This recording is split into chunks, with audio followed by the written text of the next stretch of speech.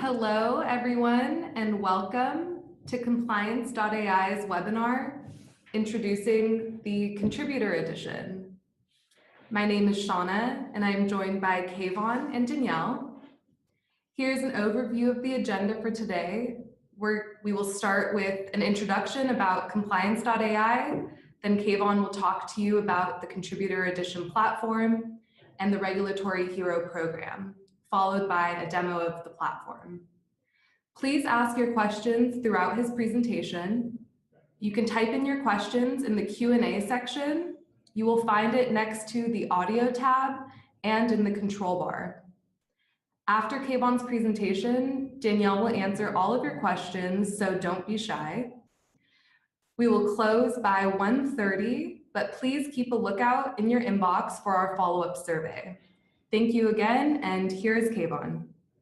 Thank you, Shauna, and thank you for joining this session on our Contributor Edition. At Compliance.ai, we're really trying to make it easier for people to manage regulatory change, and we're taking advantage of machine learning and AI to achieve that.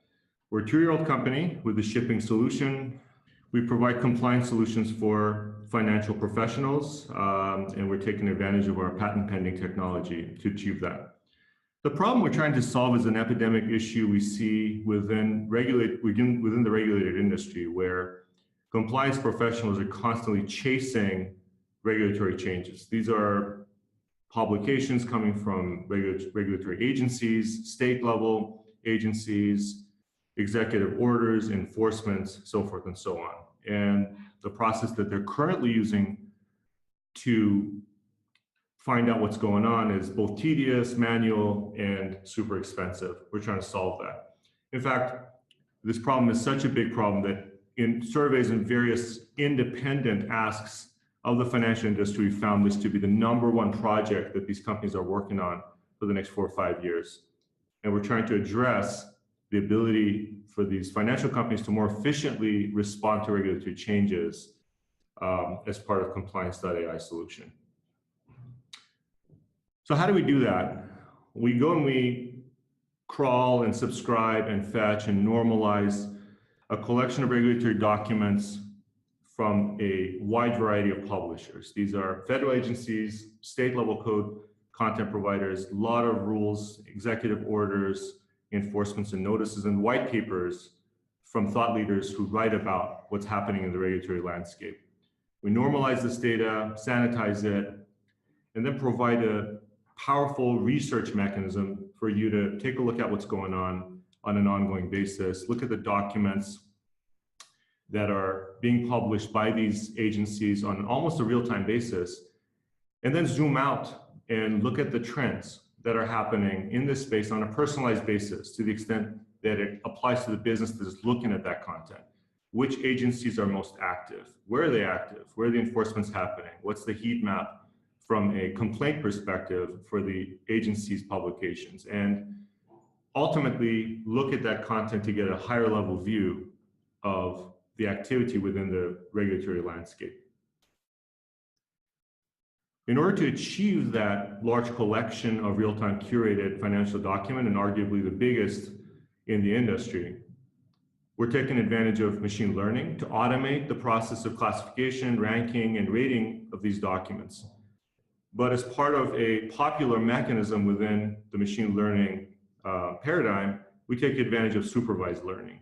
And in order to do that, the supervisors that help us to make really good decisions, we're calling them regulatory heroes. These are financial services professionals, lawyers, or law students that help rate, rank, and classify the incoming documents and help our algorithm and our models make better decisions, ultimately to help the regulated industries. So who is a regulatory hero? We're looking at individuals, qualified individuals that spend less than an hour a month and help us with the ranking and classification process. In order to do that, we've launched a new platform called the Contributor Edition, and we're going to talk about that today.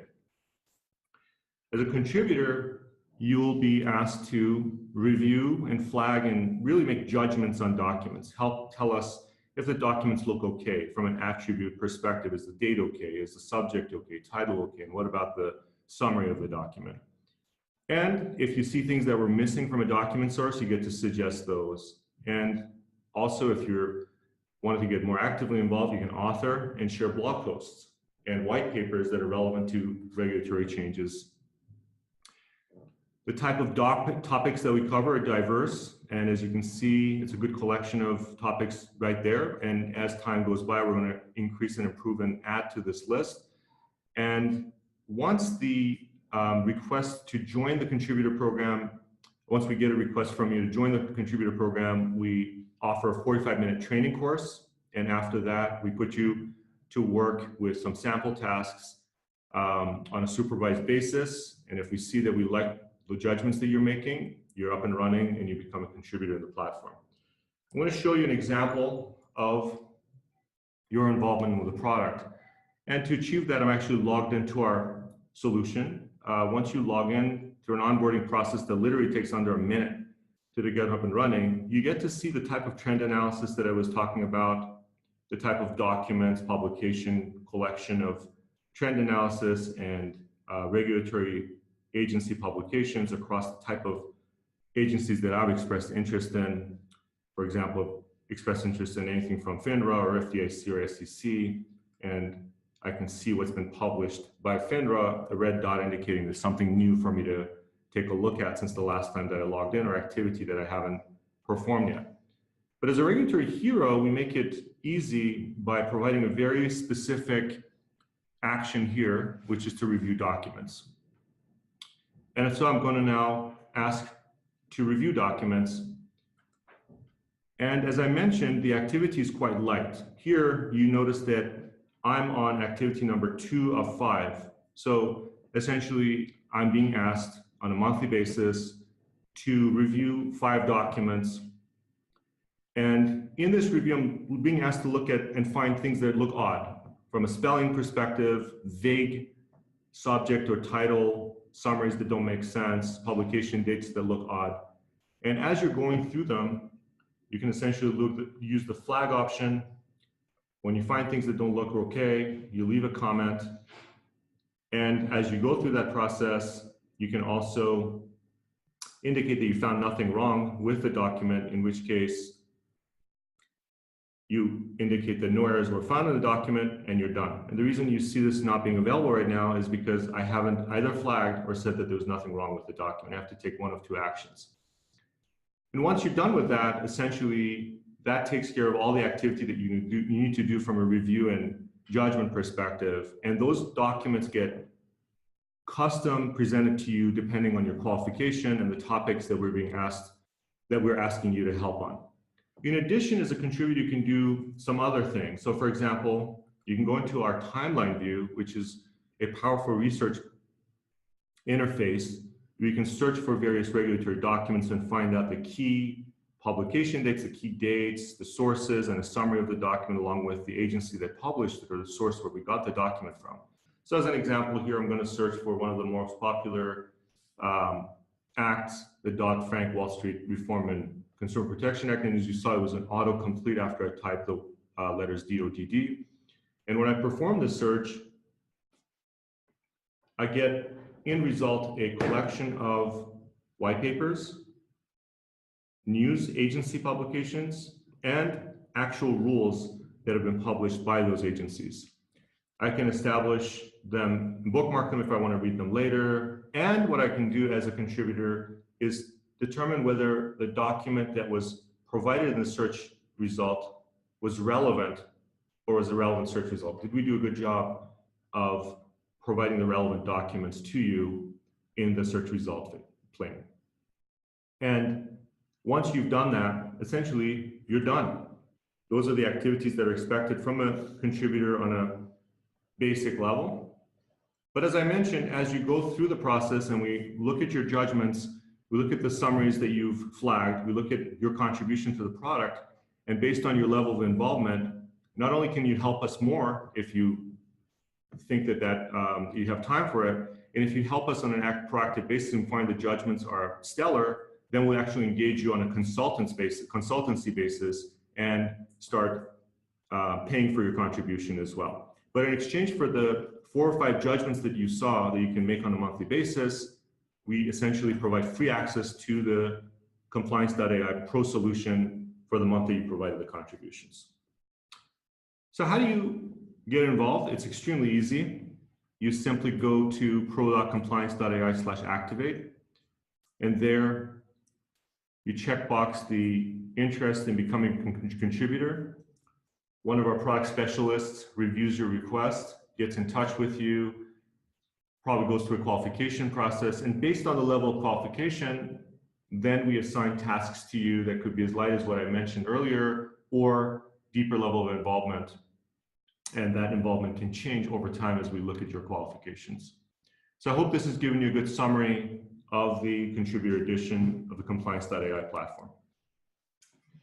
Thank you so much, Kayvon. I know we went through a lot of information there, and it looks like we have a few questions already. And feel free to enter questions in now. But let's start with the first one. And Danielle is here to answer them.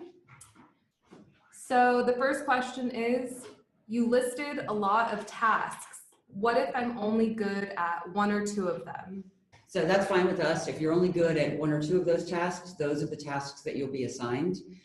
We have a pretty amazing amount of documents in the system, and it's expanding every day. So the need for things like rating your search results or reviewing or flagging a document or judging is almost a limitless task.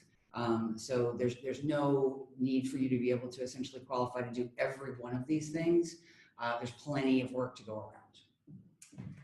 So that relates to the other question that we had, which was, do I need to be an expert or can I contribute as a generalist? So there are definitely several tasks where you can contribute as a generalist.